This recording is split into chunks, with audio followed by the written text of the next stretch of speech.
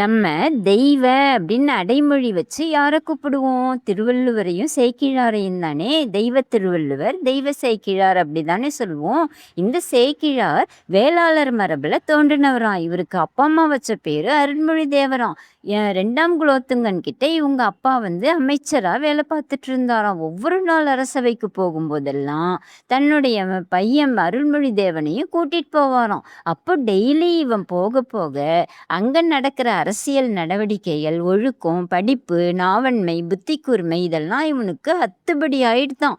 இவனுடைய புத்தி கூர்மையை பார்த்து அந்த மன்னர் இவனுக்கு முதலமைச்சர் பண்ணியே கொடுத்துட்டாராம். நல்ல வழியில நடத்தி ஆட்சியை நடத்தி உத்தம சோழ பல்லவன் அப்படின்ற சிறப்பு பட்டத்தையும் வாங்கிட்டாராம். அதுக்கப்புறம் மன்னர் இவர்கிட்ட சைவ நெறி பத்தி நான் அறிய விரும்புறேன்ப்பா.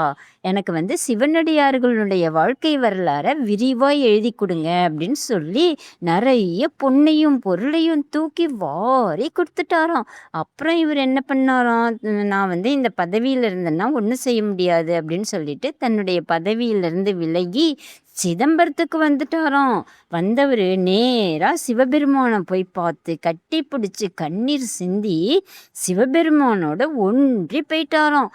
தொண்டர்கள் வரலாற்றெல்லாம் நான் எழுதணும், நீங்க தான் எனக்கு அடியெடுத்து கொடுக்கணும் அப்படின்னு சொல்லி கதறி கேட்கும்போது சிவபெருமான் என்ன செஞ்சாராம், உலகெல்லாம் உணர்ந்து ஓதற்கரியவன் அப்படின்ற முதல் வரியை சொல்லும்போது அதையே முதல் வரியா வச்சுட்டு பெரிய புராணம் எழுத தொடங்கிட்டாராம் சேக்கிழார்.